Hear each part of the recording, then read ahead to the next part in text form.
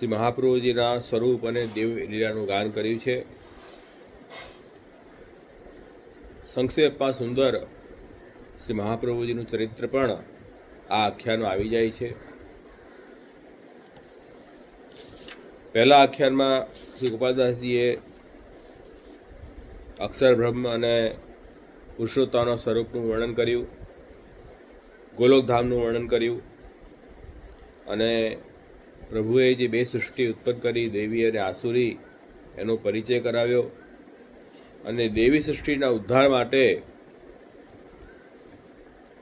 ભગવાન શ્રી કૃષ્ણ જ શ્રી વલ્લભ અને વિઠ્ઠલ સ્વરૂપે સ્વયં પ્રગટ થયા, એ વાત પહેલા આખ્યાનમાં આવી. બીજા આખ્યાનમાં શ્રી ગોપાલદાસજી હવે પુષ્ટિ માર્ગને પ્રવર્તન કરવા માટે સ્વયં શ્રી મહાપ્રભુજીનું પ્રાગટ્યનું વર્ણન અહીંયા થઈ રહ્યું છે. અને આપશ્રીનું સ્વરૂપ શું છે, મહાપ્રભુજીનું શા માટે આ પ્રગટ થયા, કયા કયા કાર્ય આપે કર્યા શ્રી આચાર્ય પ્રગટ થઈને, અને આપનું દિવ્ય ચરિત્ર કેવું સુંદર છે એનું નિરૂપણ શ્રી ગોપાલદાસજીએ આ દ્વિતીય આખ્યાનમાં કર્યું છે. શ્રી દ્વારકેશીકૃત મૂળ પુરુષ છે, એમાં પણ શ્રી મહાપ્રભુજીનું સંક્ષિપ્ત આખી ચરિત્ર આવી જાય છે. અને એવી રીતે આ શ્રી વલ્લભાખ્યાન બીજું, એમાં શ્રી ગુસાઈજીની કૃપાથી શ્રી ગોપાલદાસજીને દિવ્ય દ્રષ્ટિ પ્રદાન થઈ, દિવ્ય વાણી પ્રગટ થઈ અને આપે શ્રી ગુસાઈજીની કૃપાથી એવા દર્શન આપે કર્યા, અનુભવ કર્યો, એ જ અહીંયા આપે લીલાનું ગાન કર્યું છે. એટલે આ બધા જે આખ્યાન છે એ આપણા માટે વેદવત પ્રમાણ છે, કેમ કે સ્વયં શ્રી ગુસાઈજીએ એમના હૃદયમાં બિરાજીને, ગોપાલદાસજી હૃદયમાં બિરાજીને અને એમને અનુભવ કરાવ્યું છે. નવે નવ આખ્યાન, ઘણી બધી સુંદર ટીકાઓ પણ એમાં ઉપલબ્ધ છે. વલ્લભાખ્યાન ઉપર સંસ્કૃત ટીકાઓ પણ છે, વ્રજભાષા ટીકાઓ પણ છે. એટલે એનાથી જ આપણને આનું અતિશય મહાત્મ્ય ધ્યાનમાં આવે છે. ગુજરાતી ભાવાનુવાદ પણ ઘણા પ્રગટ થયા છે શ્રી વલ્લભાખ્યાન ઉપર. વલ્લભનું આખ્યાન એટલે વૃત્તાંત ચરિત્ર, પણ આ શ્રી વલ્લભનું ચરિત્ર છે. શ્રી વલ્લભ, શ્રી વિઠ્ઠલ અને એમનું પરિવારનું ચરિત્ર આ આખ્યાનમાં છે. એટલે આ બધા દિવ્ય ચરિત્ર છે, આ કંઈ લૌકિક ચરિત્ર નથી. એટલે ભગવાને ગીતામાં પણ આજ્ઞા કરી, જન્મ કર્મ ચ મે દિવ્યમ યો વેતિ તત્વતઃ ત્યક્ત્વા દેહમ પુનર્જન્મ નેતિ મામેતિ સોર્જુના. ભગવાનના જે જન્મ અને ચરિત્રો એ દિવ્ય હોય છે, આનંદાત્મક હોય છે. એમ જાણીને જે ભગવાનનો ભક્ત એ પ્રભુના ચરિત્રનું અવગાન કરે તો એને આ સંસારમાંથી મુક્તિ પ્રાપ્ત થાય છે અને પ્રભુને પ્રાપ્ત થાય છે. તો એટલા માટે આપણે બી આ ચરિત્ર શ્રી વલ્લભાખ્યાન રૂપી ચરિત્ર શ્રી વલ્લભ વિઠ્ઠલનું આપણને પ્રાપ્ત થયું છે, એનું શ્રવણ કીર્તન સ્મરણ કરવાથી આપણા પણ આપણી અવિદ્યા, આપણું અજ્ઞાન દૂર થાય છે, સંસારથી મુક્તિ મળે છે અને જીવને ભક્તિ પ્રાપ્ત થાય છે. અને એ ભગવત પ્રાપ્તિ જીવને થાય, સદા સેવા સ્મરણમાં એ જીવને ઠાકુરજી જોડે છે. એટલે એવું આ આખ્યાનનું મહાત્મ્ય છે. એટલે નિત્ય સત્સંગમાં પણ આખ્યાનનું ગાન થતું જ હોય છે. તો આટલું સંક્ષેપમાં મહાત્મ્ય સમજીને હવે આપણે બીજું આખ્યાન પ્રારંભ કરશું.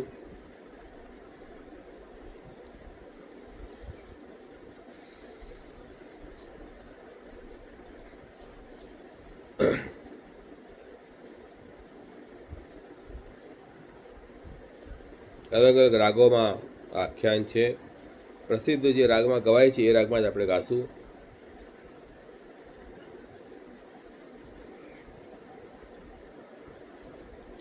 શ્રી લક્ષ્મણ સુત શ્રી વલ્લભરાયજી, સ્મરણ કરતા દુષ્કૃત જાયજી, કલિજન તરવા નહીં અવરુપાયજી, યજ્ઞ પુરુષ હરિના સ્તુતિ ગુણ ગાયજી.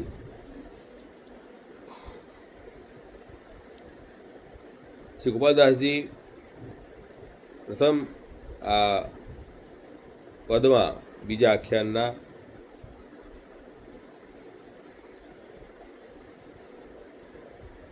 પ્રાતઃકાલનો આ રાગમાં રામકલીમાં રાગમાં ગવાયું છે. શ્રી ગોપાલદાસજી આપણને એ વાત બતાવી રહ્યા છે કે શ્રી મહાપ્રભુજી ના સ્વરૂપે સાક્ષાત ભગવાન શ્રી કૃષ્ણનું પ્રાગટ્ય થયું અને એનું પ્રાગટ્ય થવાથી દેવીજીઓના હૃદયમાં જે અજ્ઞાનરૂપી અંધકાર છે એનો નાશ થયો છે અને પુષ્ટિ ભક્તિનો ઉદય થયો છે. ભક્તિ માર્ગાવજી માર્તંડ એવા આપણા શ્રી મહાપ્રભુજી છે. માર્તંડ છે સૂર્ય સ્વરૂપ છે. સૂર્ય ઉગે અને કમલ ખીલી ઉઠે એવી રીતે શ્રી મહાપ્રભુજીનું પ્રગટ થતાં જ ભક્તિ માર્ગરૂપી કમલ ખીલી ઉઠ્યો છે દેવી જીવન હૃદયમાં. એવું આ આપણું મહાત્મ્ય કે શ્રી લક્ષ્મણ સુત શ્રી વલ્લભરાયજી, લક્ષ્મણ ભટ્ટજીના પુત્ર સ્વરૂપથી આપ શ્રી વલ્લભ પ્રગટ થયા. અને શ્રી વલ્લભનું સ્મરણ જ્યારે જીવ કરે છે તો સ્મરણ કરતા દુષ્કૃત જાયજી, સ્મરણ કરવા માત્રથી જ સર્વ પાપનો નાશ થાય છે. દુષ્કૃત જાયજી સ્મૃતિ માત્ર આરતી નાશન. અને આ કલયુગમાં કલિજન તરવા નહીં અવપાયજી, આ કલયુગમાં ભવસાગર તરવા માટે આ ભગવત નામ સિવાય ભગવત સ્મરણ સિવાય બીજો કોઈ પણ સાધન હવે છે નહીં. એટલા માટે યજ્ઞ પુરુષ હરિના શ્રુતિ ગુણ ગાયજી. યજ્ઞ પુરુષ શ્રી વલ્લભ એમનું શ્રી ઠાકુરજી એમના ગુણગાન વેદની શ્રુતિઓ પણ અહર્નિશ કરે છે. એવું આપશ્રીનું મહાત્મ્ય છે.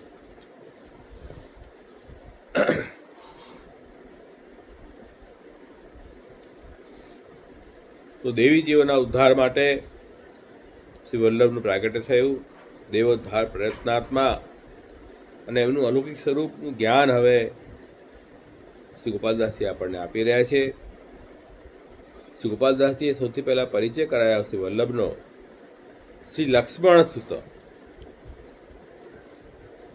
શ્રી લક્ષ્મણ ભટ્ટજીના પુત્ર. લક્ષ્મણ ભટ્ટજી એ અક્ષર બ્રહ્મનું સ્વરૂપ છે. અક્ષરમાં જ પુરુષોત્તમનું પ્રાગટ્ય થાય ને. પુરુષોત્તમનું પ્રાગટ્ય ક્યાં થાય? અક્ષરમાં. શ્રી વલ્લભ તો પૂર્ણ પુરુષોત્તમ સ્વરૂપ છે.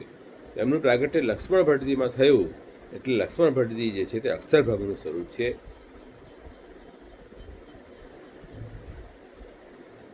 બીજી વાત એ બી સમજવાની છે કે જે સારસ્વત કલ્પમાં લક્ષ્મણ ભટ્ટજી એ શ્રી વસુદેવજી રૂપથી પ્રગટ થયા હતા. અને જ્યારે મથુરામાં કારાગૃહમાં પ્રભુ પ્રગટ થયા ત્યારે અને પછી તો આપ વ્રજમાં પધાર્યા તરત પ્રગટ થઈને, એટલે એ બાલ સ્વરૂપને રમાડવાની એ વાત્સલ્ય રસની જે ઈચ્છા હતી મેળવવાની વસુદેવ દેવકીજીને, એ ઈચ્છા અધૂરી રહી. એટલે ફરીથી વસુદેવજી લક્ષ્મણ ભટ્ટજી રૂપથી અને દેવકીજી શીલમમાં ગારુ સ્વરૂપથી ભૂતલ પર પ્રગટ થયા છે. અને એમના મનોરથ પૂર્ણ કરવા ભગવાન શ્રી કૃષ્ણ ફરીથી શ્રી વલ્લભ સ્વરૂપથી પ્રગટ થયા. એ વાત મૂળ પુરુષમાં શ્રી દ્વારકેશજીએ પણ વર્ણન કર્યું છે. શ્રી લક્ષ્મણ ભટ્ટ અનુભવ ટેવ શુદ્ધ સત્વ જ્યો શ્રી વસુદેવ. તો આ શુદ્ધ સત્વ અક્ષરનું સ્વરૂપ શ્રી વસુદેવજીનું છે, જે લક્ષ્મણ ભટ્ટજી રૂપે પ્રગટ થયા છે.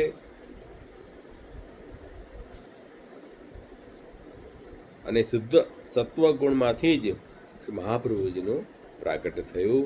એટલે કહ્યું છે કે શ્રી લક્ષ્મણ સુત શ્રી વલ્લભરાયજી. એટલે સાત્વિક અક્ષરનું સ્વરૂપ શુદ્ધ સત્વનું સ્વરૂપ છે. એમાં રાજસ તામસ પણ મિશ્ર નથી. પ્રકૃતિમાં જે સાત્વિક ગુણો પ્રગટ થાય છે એમાં રાજસ અને તામસી ગુણો મિશ્ર હોય છે, શુદ્ધ સત્વ નથી હોતું. પછી ઠાકોરજીના અવતાર થાય તો આપણું શ્રી વિગ્રહ પણ શુદ્ધ સત્વ હોય છે. એમાં આપણું ધામ અક્ષર ધામ પણ શુદ્ધ સત્વનું સ્વરૂપ છે. એમાં જ પ્રભુનું પ્રાગટ્ય થાય છે. એટલે એમાં કામ ક્રોધ લોભ વગેરે કોઈ નથી હોતું. કેવલ આપણું પ્રાગટ્ય લીલાત્મક છે. કામ ક્રોધ પણ દેખાય એ બી લીલાત્મક છે, લીલા ઉપયોગી છે. આપણા જેવા કોઈ સ્વાર્થ પૂર્તિ માટે એ કામ ક્રોધ નથી હોતા. અને શ્રી વલ્લભરાયજી શબ્દમાં શું બતાવ્યું કે શ્રી એટલે સ્વામીજી અને વલ્લભ એટલે ડિયર, પ્રિય. સ્વામીજીને પણ પ્રિય એ શ્રી વલ્લભ એટલે શ્રી પ્રભુ. સ્વામીજીને કોણ પ્રિય છે? ઠાકોરજી. શ્રી વલ્લભ એટલે પ્રભુ. અને ઠાકોરજી ધન છે જેમના એવા શ્રી મહાપ્રભુજી, શ્રી વલ્લભરાયજી. અથવા એટલે અહીંયા તાત્પર્ય કહેવાનું એ છે કે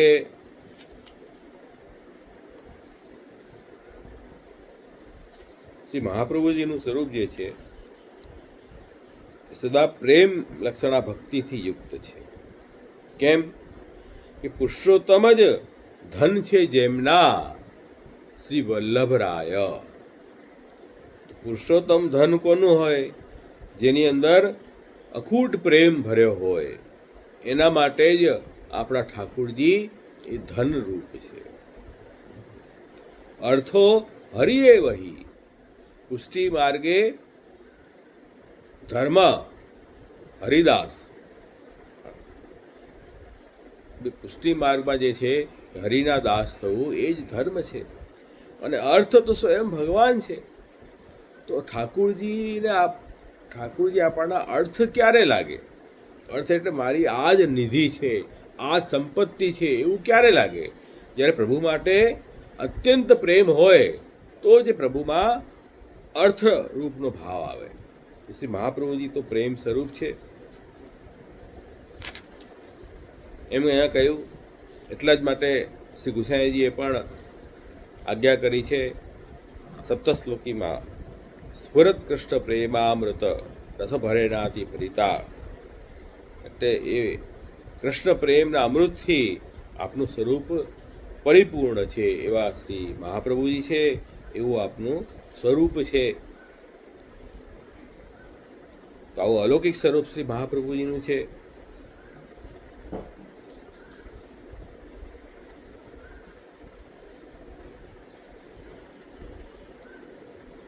અથવા એક એવો અર્થ પણ કર્યો છે કે શ્રી વલ્લભરાય, રાય એટલે રાજા. શ્રી વલ્લભ એ રાજા રૂપ છે, બધા આચાર્યોના રાજા છે, એવો પણ અર્થ કર્યો છે. હવે આવા અલૌકિક સ્વરૂપનું જ્યારે આપણે સ્મરણ કરીએ ત્યારે શું થાય કે સ્મરણ કરતા દુષ્કૃત જાયજી. સ્મરણ કરવા માત્રથી જ બધા જ જે આપણા પાપ કર્મ છે એ નષ્ટ થાય છે. એવું શ્રી મહાપ્રભુજીનું સ્વરૂપ અલૌકિક સ્વરૂપ છે. પ્રભુના નામનું સ્મરણમાં કરવાથી જીવના બધા જ પાપ નાશ થાય છે. અને પુરાણમાં પણ આ વાત કહી છે, નામ ન અસ્તિ યાવતી શક્તિ પાપ નિર્દય હરે તાવત કર્તુમ ન શક્નોતી પાતકમ પાતકી જન. ભગવાન નામમાં પાપ નાશ કરવાની એટલી મોટી શક્તિ રહેલી છે કે પાતકી મનુષ્ય જેટલું પાપ ન કરી શકે એટલું શક્તિ ભગવદ નામમાં છે. કે પાપ કરવાવાળો જે પાપી વ્યક્તિ તો જીવ છે, અને નામ કોનું છે? વ્યાપક બ્રહ્મનું.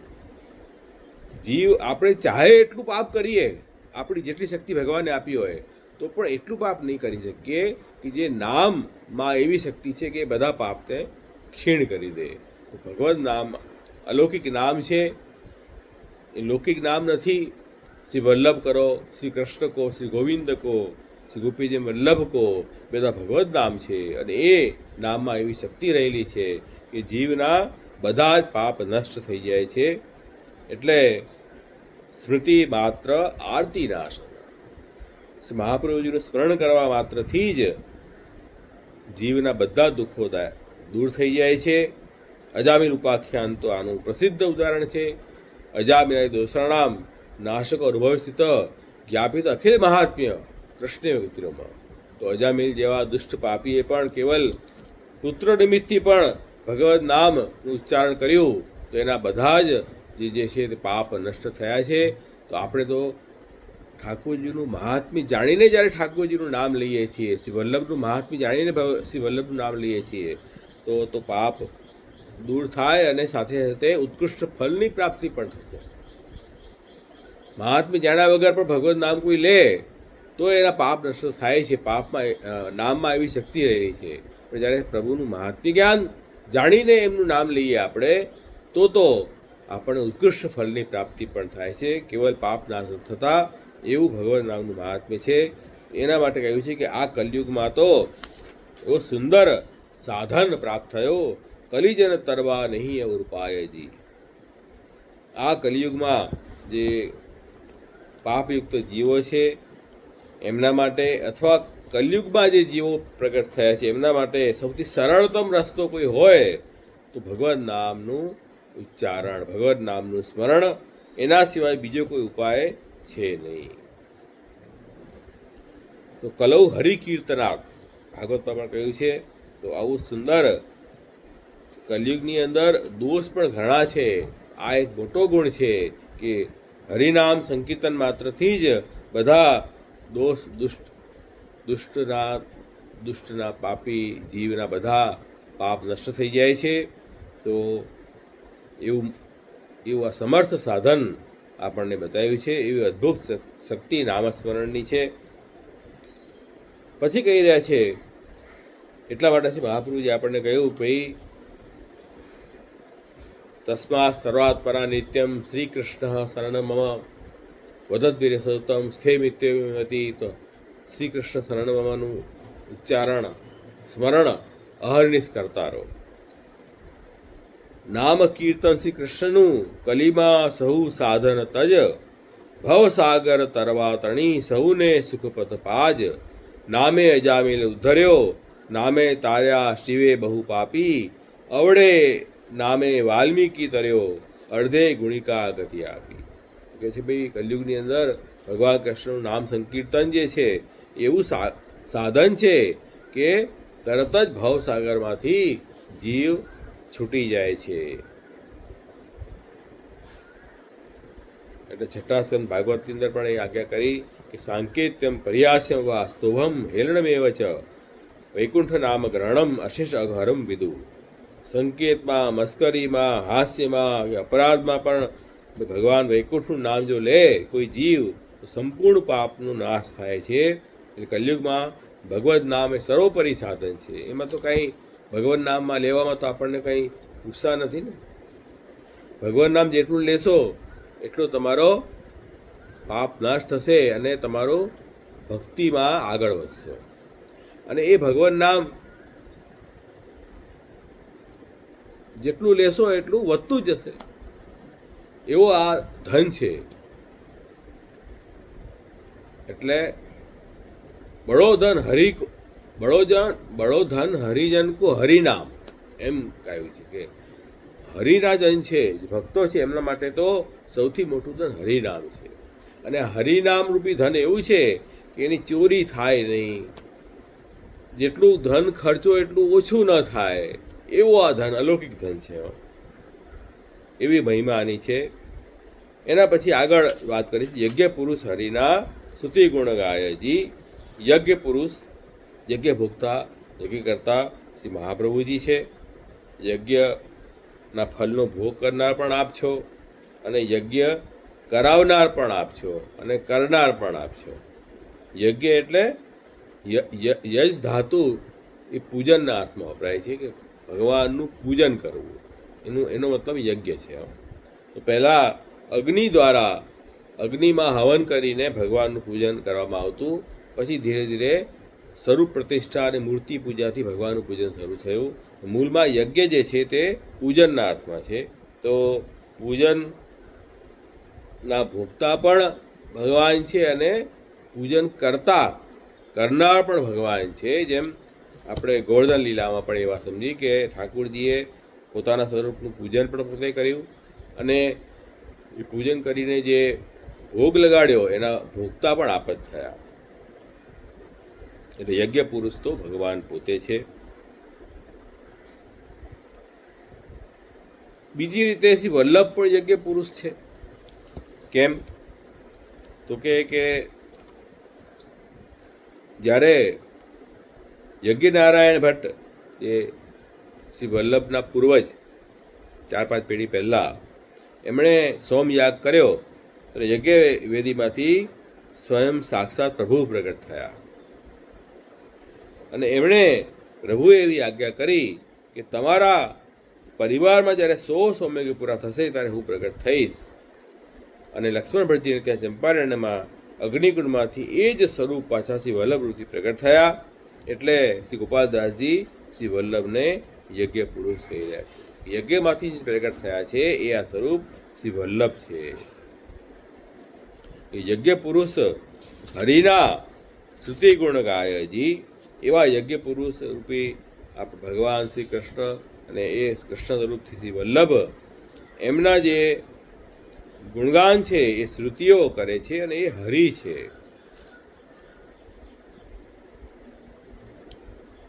એટલે દુઃખ દૂર કરનારા છે. જે એમના ગુણગાન ગાય છે એમના બધા દુઃખો દૂર થઈ જાય છે. એટલે જન્મ મરણનો જે ભયંકર દુઃખ છે એ મુખ્ય દુઃખ છે. બાકી દુઃખ તો બધા નાના મોટા છે. તો ભયંકર જે દુઃખ છે જન્મ મરણ જરા વ્યાધિ એ હરિના ઉચ્ચારણ માત્રથી હરિ દૂર કરી દે. એટલા માટે વેદની ઋચાઓ પણ પ્રભુના સ્વરૂપનું ગુણગાન કર્યા કરે છે, અહર્નિશ ગુણગાન કરે છે, એવું અહીંયા સમજાવી રહ્યા છે.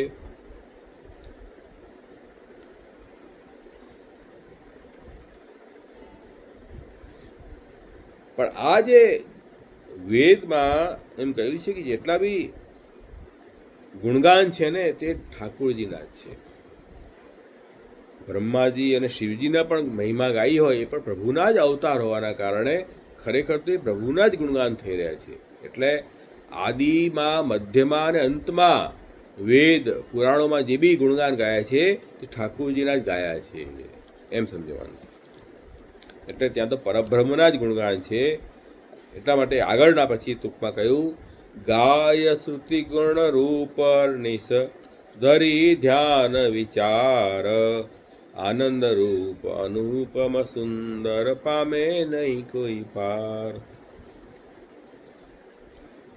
હવે કહી રહ્યા છે કે વેદની જે ઋચાઓ છે શ્રુતિ એ આ અલૌકિક સ્વરૂપનું અહર્નિશ ગુણગાન કરે છે, સાથે સાથે ધરી ધ્યાન વિચાર, સ્વરૂપનું ધ્યાન કરીને વિચાર પણ કરે છે. ગાય શ્રુતિગણ રૂપ અહર્નિશ ધરી ધ્યાન વિચાર. એટલે આવી વેદની શ્રુતિઓ અલૌકિક જે સ્વરૂપ પ્રભુનું છે એના ગુણગાન અહર્નિશ કરે છે, ગાય અહર્નિશ, અને એ સુંદર સ્વરૂપનું ધ્યાન કરીને એના ઉપર વિચાર પણ આપણી વેદની ઋચાઓ કરે છે. અને એ શ્રી મહાપ્રભુનું સ્વરૂપ કેવું છે? અનુપમ, આનંદ રૂપ અનુપમ સુંદર, પામે નહીં કોઈ પાર. જેની ઉપમા આપણે ન આપી શકાય એને અનુપમ કહેવાય. એનો દૃષ્ટાંત આપણને ક્યાંય ન મળે એવું વિશેષ વિલક્ષણ સ્વરૂપ શ્રી મહાપ્રભુજીનું છે. અને આનંદ રૂપ છે, આનંદ પરમાનંદ એવું સ્વરૂપ શ્રી મહાપ્રભુજીનું છે. એટલા માટે એવું સુંદર આપનું સ્વરૂપ છે. પામે નહીં કોઈ પાર, એ સ્વરૂપનો કોઈ પાર પામી શકતો નથી.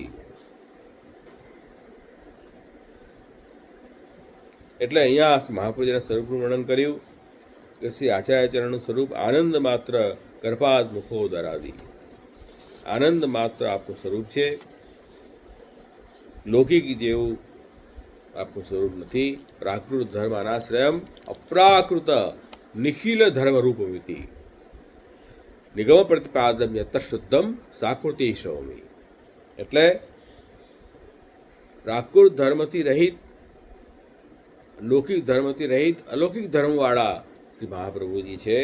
અને નિગમ પ્રતિપાદ્યમ, નિગમ એટલે શ્રુતિઓએ એ સ્વરૂપ પ્રતિપાદન કર્યું છે એવા સાકાર આનંદાત્મક સ્વરૂપનું ગુસાઈજી સર્વોત્તમ સૂત્રમાં સ્તુતિ કરી રહ્યા છે. તો આનંદ જે છે ને એ સાકાર હોય હંમેશા. બ્રહ્મવાદે આનંદ આકાર સમર્પક. શ્રી મહાપ્રભુજીએ શાસ્ત્ર નિબંધમાં આ આજ્ઞા કરી છે કે બ્રહ્મવાદમાં આનંદ આકાર સમર્પક છે. જેટલા બી આકાર છે તે આનંદના કારણે છે. આનંદ ક્યારે પણ નિરાકાર ન હોઈ શકે. એટલે એ જે રૂપ છે એ આનંદ રૂપ છે, સાકાર સ્વરૂપ છે. આનંદ માત્ર કરપાદ મુખોદરાથી ભગવાનના સર્વત્ર ઇન્દ્રિયો, દેહ વગેરે બધું આનંદરૂપ છે અને સાકાર છે. આપણા જેવું લૌકિક આકાર ભગવાનનો નથી.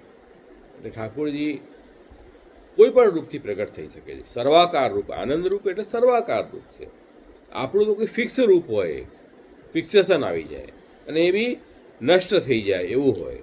પણ ભગવાનનું તો નિત્ય આનંદાત્મક હોવાના કારણે એ સર્વાકાર, બધા જ આકાર એમના જ છે અને નિત્ય છે, નાશ પણ ન થઈ શકે એવું અલૌકિક સ્વરૂપ શ્રી ઠાકોરજીનું છે, જેની અંદર સાત્વિક, રાજસ, તામસ ગુણો પણ નો પ્રભાવ પણ નથી.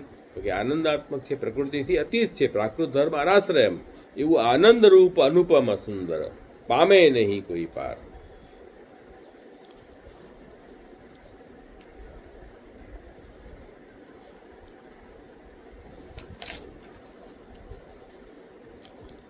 એટલે રાત્રે દિવસ અહર્નિશ ગુણગાન કરે છે. કેમ? કેમ કે ગુણ અનંત છે. અનંત હોવાના કારણે ક્યારેય ગુણગાન ખૂટતા જ નથી. એટલે અહર્નિશ ગાન થાય છે. લૌકિક માણસના ગુણ તો લિમિટેડ હોય, થોડી વાર ગાઈએ પછી પૂરા થઈ જાય. અહીંયા શું કહ્યું? આનંદરૂપ અનુપમ સુંદર, અને ગાય શ્રુતિગુણ રૂપ અહર્નિશ. રાત્રિ દિવસ વેદ ગુણગાન કરે તોય પાર નથી થતું એમનું. એટલે જેમ 1000 સહસ્ત્ર ફેનથી જ્યારે શેષ નારાયણ ઠાકોર જ્યારે ગુણગાન ગાય છે તો પણ એનું પાર એ પામી શકતા નથી. એવું શ્રી મહાપ્રભુજીનું સ્વરૂપ છે.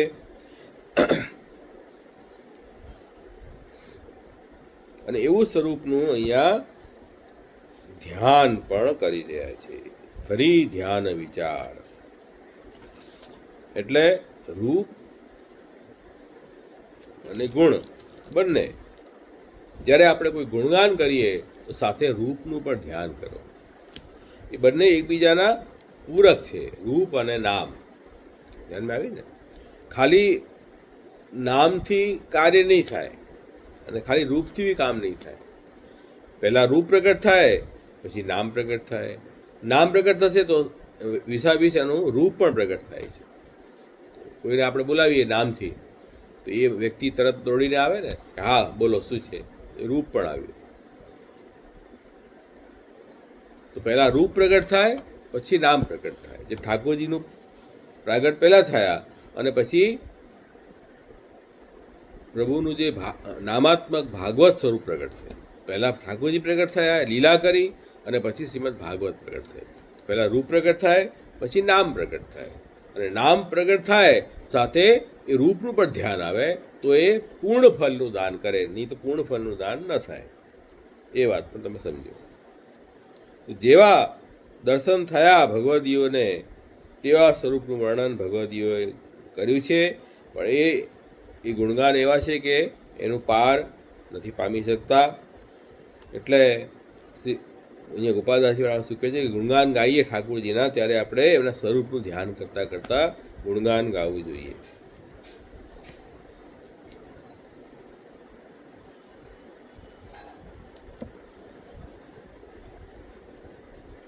એટલે પ્રભુનું સ્વરૂપ પૂર્ણાનંદ છે, અને અક્ષરનું સ્વરૂપ ગણિતાનંદ. પ્રાકૃતા સકલા દેવા ગણિતાનંદ બૃહદ પૂર્ણાનંદ હરિતસ્માત કૃષ્ણ વિગ્રહમાં. તો બધા જ જે અક્ષર બ્રહ્મની પણ ગણના ત્યાં કરી છે આનંદમાં, પણ અક્ષરબ્રહ્મ પછી પુરુષોત્તમની આનંદની ગણના પણ શ્રુતિઓમાં નથી કરી. એટલા માટે એ અનંત ગુણ છે આપણા. હવે અહીંયા આગળ એ ટૂંકમાં આગળ કરી રહ્યા છે કે ભૂતલ ઉપર શા માટે પ્રગટ થયા અને મૂળ લીલામાં આપનું કેવું સ્વરૂપ હતું એ વર્ણન હવે આગળ ત્રીજી ટૂંકમાં કરી રહ્યા છે. પ્રાણપતિ પ્રાગટ્ય કારણ કૈક કહું મતિ મંદ હર સુર વિધાતા નવલ હે સાક્ષાત બ્રહ્માનંદ. હવે કે છે કે ભાઈ શ્રી મહાપ્રભુજી પ્રાણપતિ છે, એવું વિશેષણ મહાપ્રભુજીનું છે. પ્રાણપતિ એવા શ્રી વલ્લભના પ્રાગટ્યનું જે કારણ છે એ કારણ વર્ણન કરવા માટે હું તત્પર તો થયો, પણ કાંઈક કહું મતિમંદ. પણ હું તો મંદમતીવાળો છું, બુદ્ધિવાળો જીવ છું. એટલે યથા કૃપા શક્તિ ઠાકોરજી થાય તો વર્ણન થઈ શકે, બાકી તો વર્ણન પૂરું થઈ શકે નહીં. કેમ? હરસુર વિધાતા નવલ હે સાક્ષાત બ્રહ્માનંદ. એ પુરુષોત્તમના સ્વરૂપનું જ્ઞાન તો હર શિવજી અને સુર એટલે દેવતાઓ અને વિધાતા એટલે બ્રહ્માજી પણ જાણી શકતા નથી. સાક્ષાત બ્રહ્માનંદનું સ્વરૂપ એટલે એટલું વર્ણન હું મંદ બુદ્ધિવાળો જીવ ક્યાંથી કરી શકું? છતાં એમની કૃપા થાય, શ્રી કૃષ્ણજીની કૃપા થાય તો મારી યથામતિ યથાશક્તિ વર્ણન કરી શકું છું અને કરીશ.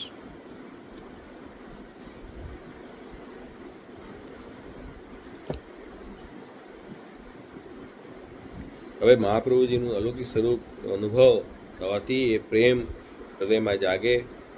હવે પ્રાણપતિ, કેવલ પતિ ન કહીને અહીંયા પ્રાણપતિ શ્રી વલ્લભને કહ્યા. ભાઈ લોકમાં જે આપણી રક્ષા કરે, પોષણ કરે ને આપણે શું કહીએ? આ તો પતિ છે. પણ અહીંયા તો લૌકિક પતિ નથી ને, અલૌકિક પતિ છે. કેમ કે આપણને બધા ભયથી છોડાવનારા, મૃત્યુના ભયથી પણ છોડાવનારા આપણા શ્રી વલ્લભ છે.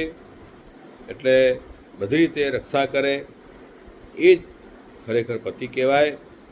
પંચમસ્કંદ ભાગવતમાં કહ્યું છે, સવૈ પતિ સ્યાત કુતો ભય સ્વયં સમંતત પાતિ ભયાતુ રંજનમ.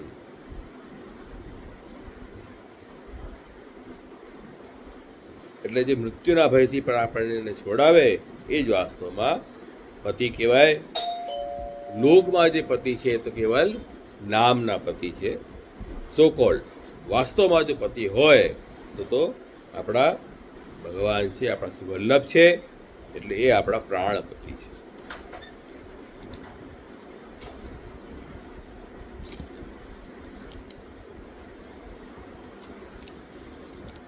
સવૈ પતિ સ્યાત કુતો ભય સ્વયં સમંતત પાતિ ભયાતુ રંજનમ. આ શ્લોકમાં આપણા શ્રી વલ્લભ અલૌકિક પતિ છે એમ કહ્યું છે.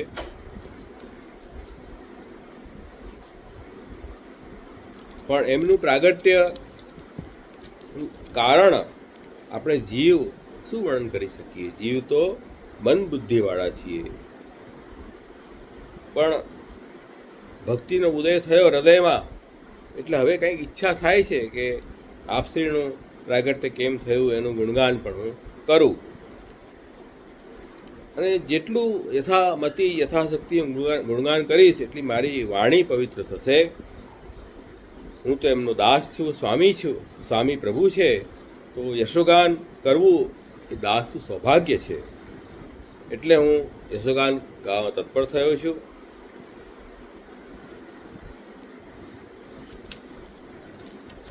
એના પછી આગળની કડીમાં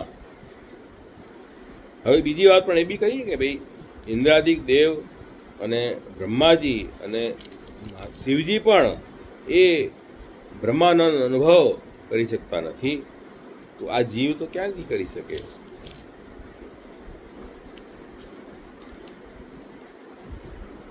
તો પ્રાગટ્યનું કારણનું નિરૂપણ થોડું ઉપક્રમ કરી હવે આગળ શ્રી મહાપ્રભુજીનું સ્વરૂપ નિરૂપણ કરી રહ્યા છે કે શ્રી વૃંદાવન ચંદ મુખ રુચિ અગ્નિ તે અવતાર દ્વિજ તિલક ત્રિભુવન નામ નિરૂપમ રૂપ અંગીકાર.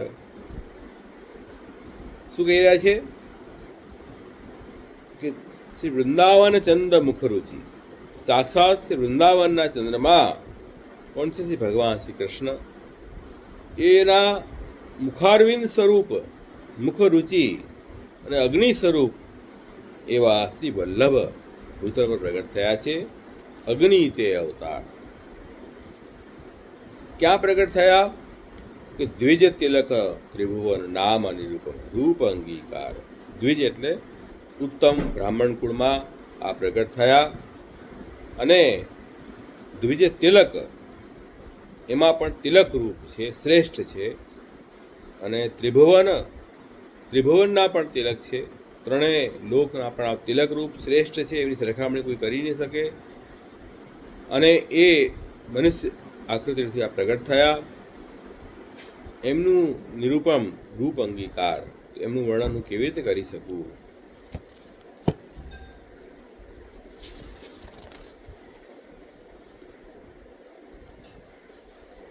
હવે શ્રી ગોપાલદાસજી દીનતા બતાવી રહ્યા છે કે આ કેવા સાક્ષાત બ્રહ્માનંદ સ્વરૂપ છો.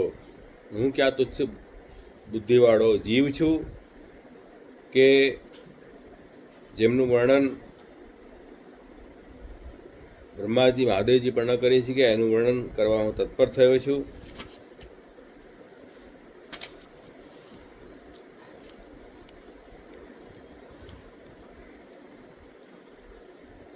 શ્રી વૃંદાવન ચંદ્ર મુખ રુચિ, શ્રી વૃંદાવનના ચંદ્ર સ્વરૂપ, આપની શોભા, વૃંદાવનની શોભા પ્રભુથી છે એવા સ્વરૂપ શ્રી કૃષ્ણ, અથવા શ્રી એટલે સ્વામીજી, વૃંદ એટલે સ્વામીજીનું સમૂહ, ગોપીજીનું સમૂહ, એમના અવન એટલે પતિરૂપ અથવા ચંદ્ર સ્વરૂપ એવા ઠાકુરજી, અને એમના સુંદર મુખ, કાંતિયુક્ત મુખ શ્રી મહાપ્રભુજી છે. શ્રી વૃંદાવન ચંદ મુખ રુચિ. અને પાછા અગ્નિ તે અવતાર, અગ્નિ સ્વરૂપ છે. કેમ? ઠાકોરજીના મુખારવિંદના અધિષ્ઠાતા કોણ છે? અગ્નિ છે. જે વિરાટ રૂપનું વર્ણન ભાગવતમાં આવે છે, એમાં પ્રભુનું મુખારવિંદમાં અગ્નિ રૂપથી આપ બિરાજો છો. તો એ ઠાકોરજીનું સ્વરૂપ છે. એ કોઈ લૌકિક અગ્નિ નથી, અલૌકિક અગ્નિ સ્વરૂપ છે. લૌકિક અગ્નિ કેવી હોય કે એની સન્નિધિમાં એ તાપ કરે અને દૂર જઈએ તો શીતળતા થાય. અને અહીંયા અલૌકિક અગ્નિ કેવી છે કે એને પાસે જઈએ તો સંસાર તાપથી દૂર કરે છે અને આપણને શીતળતા પ્રદાન કરે છે. એવી અલૌકિક અગ્નિ સ્વરૂપ શ્રી મહાપ્રભુજીનું છે. કે અગ્નિ તે અવતાર, તે મુખરુચિ અગ્નિ તે અવતાર એમ કહ્યું. અને પછી આગળ કહી રહ્યા છે કે એ મુખારવિંદથી જ આ અષ્ટાક્ષર મહામંત્ર અને ગદ્યમંત્ર પ્રગટ થયું છે,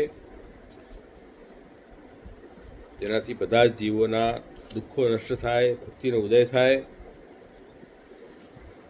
દ્વિજ તિલક ત્રિભુવન નામ રૂપ અંગીકાર, તે બ્રાહ્મણ કુલમાં પ્રગટ થયા. બ્રાહ્મણ કુલના શિરોમણી આચાર્ય છે આપણા. આચાર્ય મામ વિજાનિયાત ન અવમન્યત કૈચિત. આચાર્યને સાક્ષાત ભગવાનનું સ્વરૂપ સમજવું જોઈએ, એમાં મર્ત્ય બુદ્ધિ ન રાખવી. સર્વદેવમય ગુરુ, આપણા ગુરુ સર્વદેવમય છે. તો શ્રી મહાપ્રભુજી તો સાક્ષાત પ્રભુનું સ્વરૂપ છે. એક વાત સમજવાની જરૂર છે કે તમે માતા પિતાની સેવા કરો, ભક્તિ કરો, ગુરુની ભક્તિ કરો, અતિથિની ભક્તિ કરો, એમાં દેવ બુદ્ધિ સૌથી પહેલાં જરૂરી છે. ઈશ્વર બુદ્ધિ સૌથી પહેલાં જરૂરી છે. ઈશ્વર બુદ્ધિ વગર એ ભક્તિ ફલિત થાય નહીં. કેમ કે ભગવાન વ્યાપક છે ને, ઈશ્વર એ રૂપથી ત્યાં પ્રગટ થાય છે, આપણા માતા પિતાના રૂપથી, ગુરુ રૂપથી, અતિથિ રૂપથી. ત્યારે એ ભક્તિ સફળ થાય. નવસ્કંદ ભાગવતની અંદર આ જ વાત બતાવી છે કે ભક્તોએ તે રૂપમાં પ્રભુની જ ભક્તિ કરી છે. પરશુરામજીએ પોતાના પિતાના માતાના રૂપમાં ઈશ્વરની ભક્તિ કરી, રંતીદેવજી અતિથિના રૂપમાં પ્રભુની ભક્તિ કરી, કોઈ ગુરુના રૂપમાં પ્રભુની ભક્તિ કરી. ઠાકોરજી એ રૂપમાં પ્રગટ થયા છે. એટલા માટે ઉત્તમ ભાવ રાખીને તમારે સેવા કરવી, કોઈની પણ મળતી બુદ્ધિ ન રાખવી. તમે જળ પથ્થરની શિલાની મૂર્તિમાં પણ મળતી બુદ્ધિ રાખશો તો ફલિત નહીં થાય. ઈશ્વર બુદ્ધિ રાખવી પડશે કે આ જે સ્વરૂપ છે સાક્ષાત બ્રહ્મનું સ્વરૂપ છે, તો તમને ફલિત થાય. અને બ્રહ્મ તો કોઈ પણ રૂપમાં પ્રગટ થઈ શકે છે, એના કોઈ લિમિટેશન છે નહીં. એટલે આ રીતે અહીંયા કે પણ હશે મહાપ્રભુજી તો સાક્ષાત ઈશ્વર જ છે, વસ્તુતઃ કૃષ્ણ એવ. એટલે એમાં બુદ્ધિ રાખવાની જરૂર નથી, છે જ એ તો વાસ્તવમાં. એટલે ગુરુ પાસે આપણે હંમેશા ઈશ્વર બુદ્ધિ રાખીને જવું, તો જ એ ગુરુ ભક્તિ સફળ થાય. પ્રભુ એ ગુરુ સ્વરૂપથી આપણને ફલદાન કરે.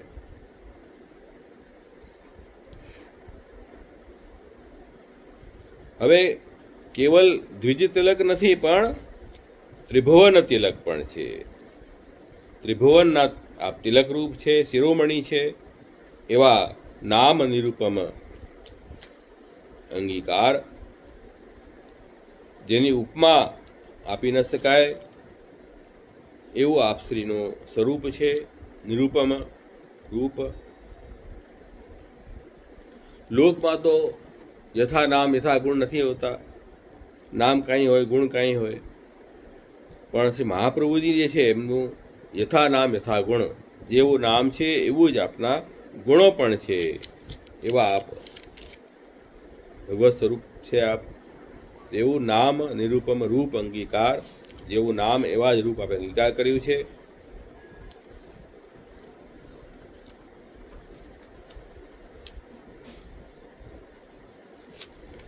એટલે અને બ્રાહ્મણ કુલમાં અવતાર કેમ ધારણ કર્યો, એનું કારણ શું? તો કે બ્રાહ્મણમ મુખમાં આસીત, ઠાકોરજીનું મુખ જે છે એ બ્રાહ્મણ છે એમ કહ્યું છે ને. અને બ્રાહ્મણનું ક્યાં છે? જ્ઞાન આપવાનું. મુખથી, વાણીથી આપ જ્ઞાન આપે છે.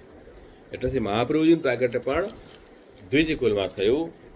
દયાનિજ મહાત્મ્યમ કરીશી પ્રકટમ હરિ વાણ્યા યદા તદા સ્વાસ્યમ પ્રાદુર્ભૂતમ ચકારહી. ઠાકોરજીને જીવો ઉપર દયા આવી કે ભાઈ આ જીવ મારા સ્વરૂપને નથી જાણતા, એટલે સંસારમાં ભટકી રહ્યા છે. ઠાકોરજીનું અલૌકિક સ્વરૂપનું જ્ઞાન આપવા માટે પ્રભુએ પોતાનું મુખારવિંદ રૂપ પ્રગટ કર્યું, જેનાથી વાણી દ્વારા જીવને પ્રભુનું સ્વરૂપનું જ્ઞાન થાય. એટલે આપ દ્વિજ તિલક વૃત્તિ પ્રગટ થયા છે. દ્વિજ તિલક ત્રિભુવન નામ નિરૂપમ રૂપ અંગીકાર, એવો આપણે અલૌકિક રૂપ આપણે ધારણ કર્યો.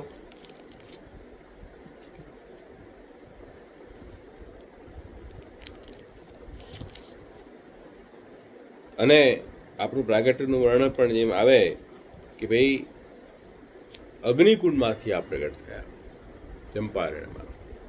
તો એ વાત બતાવવા માટે કે આપ અગ્નિ સ્વરૂપ છો, અલૌકિક અગ્નિ સ્વરૂપ છો, એ વાત બતાવવા માટે આપશ્રીનું પ્રાગટ્ય પણ અગ્નિકુંડમાંથી થયું છે. તો મૂળ પુરુષમાં કહ્યું છે અગ્નિ ચહુદા મધ્ય બાલક, ચારે બાજુ અગ્નિ, વચ્ચે બાળક બિરાજે છે. એવું આપનું અગ્નિ અવતાર પ્રગટ થયું છે.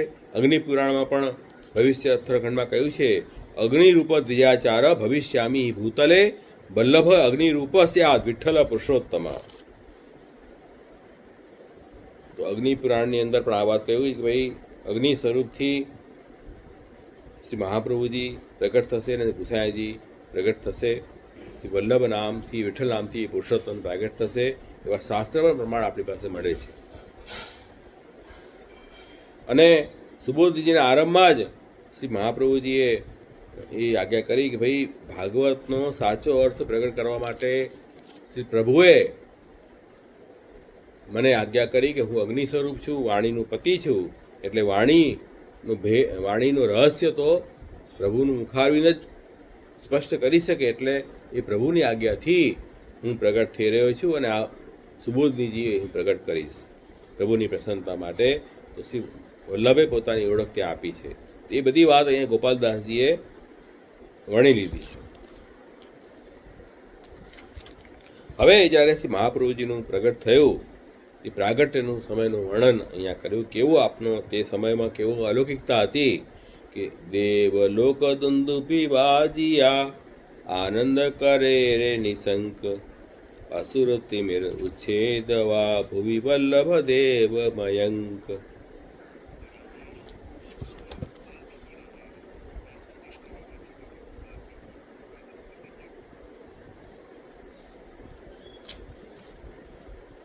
દેવલોક દુંદુભી વાગ્યા આનંદ કરે નિશંક. મહાપ્રભુજીને પ્રાગટ થયું ત્યારે દેવલોકમાં દેવતાઓએ દુંદુભી અને નાદ કરવા લાગ્યા. કોઈ પણ સંકોચ શંકા ન રહી ગઈ, નિર્ભય થઈ ગયા. નિશંક થઈને આનંદરૂપથી એ દુંદુભી અને વાજિંત્ર વાગવા લાગ્યા. કેમ? હવે એમને નિશ્ચય થઈ ગયો કે અસુર તિમિર ઉચ્છેદવા ભુવિ વલ્લભ દેવ મયંક. મહાપ્રભુજીનું પ્રાગટ થવાથી હવે આસુરી અજ્ઞાન જે ફેલાઈ ગયો હતો એનો ઉચ્છેદ થઈ જશે, એ દૂર થશે અને એવા ચંદ્ર સ્વરૂપ, મયંક એટલે ચંદ્ર સ્વરૂપ એવા શ્રી વલ્લભ દેવ હવે ભૂમિ પર પ્રગટ થશે. તો હવે અસુરોનો ઉચ્છેદ થઈ જશે. એટલા માટે દેવતાઓ પણ રાજી થઈ ગયા. દેવતાઓને અથવા દેવી જીવોને પણ સ્વાભાવિક આનંદ પ્રગટ થયો. એ વાત અહીંયા કહી રહ્યા છે. હવે નિર્ભય થઈ ગયા, નિશ્ચિંતતા આવી ગઈ. હવે કોઈ ચિંતાની વાત નથી. એટલે જ્યારે ઠાકોરજીને પ્રગટ થયું તે વખતે પણ એની મેતે દેવતાઓ દેવલોકમાં વાજિંત્ર વાગવા લાગ્યા હતા, અપ્સરાઓ નૃત્ય કરવા લાગી હતી. એ બધી વાત ભાગવતમાં આવે છે, પુષ્પની વૃષ્ટિ થવાથી. એ જ રીતે અહીંયા પણ મહાપ્રભુજીના પ્રગટ વખતે એવું સુંદર વાતાવરણ પ્રગટ થયું.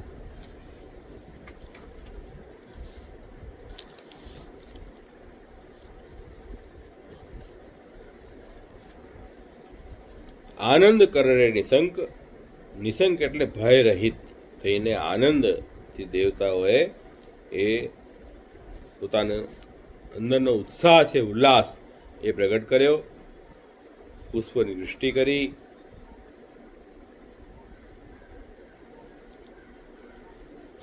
એટલે પૃથ્વી પર જ્યારે અધર્મ, અનીતિ, અન્યાય વધી જાય, અસુર લોકો જ્યારે ભક્તોને કષ્ટ આપે, ઉપદ્રવ થાય, ત્યારે ભગવાનનું પ્રાગટ્ય થાય છે.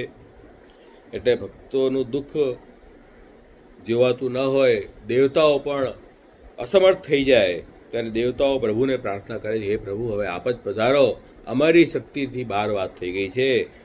ત્યારે બધાની પ્રાર્થનાથી દેવીજીનો ઉદ્ધાર માટે પ્રભુનું પ્રાગટ્ય થાય છે. જે ભગવાન ગીતામાં બી આજ્ઞા કરી, યદા યદા ધર્મસ્ય ગ્લાનિર્ભવતિ ભારત અભ્યુત્થાન અધર્મસ્ય તદાત્માન સૃજામ્યહમ પરિત્રાય સાધુનામ વિનાશે દુષ્કૃતામ ધર્મ સંસ્થાપનાર્થાય સંભવામી યુગે યુગે. તો ધર્મની સ્થાપના માટે, અધર્મનો નાશ કરવા માટે, ભક્તોના દુઃખ દૂર કરવા માટે પ્રભુનું પ્રાગટ્ય થાય છે. એટલે દેવીજીઓ અને દેવતાઓ પણ આનંદિત થઈ જાય છે. એ જ વાત અહીંયા ગોપાલદાસજી પણ અહીંયા આજ્ઞા કરી. દેવલોકમાં દુંદુભી વાજ્યા આનંદ કરે નિશંક અસુર તિમિર ઉચ્છેદવા ભુવિ વલ્લભ દેવ મયંક.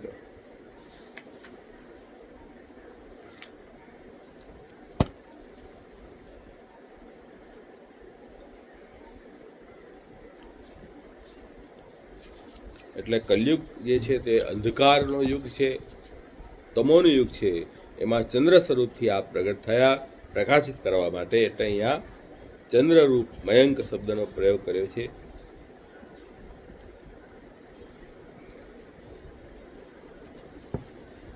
આગળ હવે આગળના શ્લોકથી હવે મહાપ્રભુજીના જે કાર્ય છે પ્રગટ થઈને કાર્યનું નિરૂપણ આગળ થશે. એ આપણે નેક્સ્ટ ટાઈમ જોશું. ખૂબ વિસ્તાર માગી લેશે.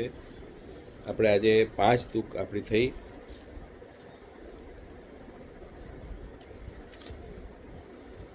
બીજા કોઈ પ્રશ્ન હોય તો પૂછો, તો અહીંયા વિરામ કરીએ.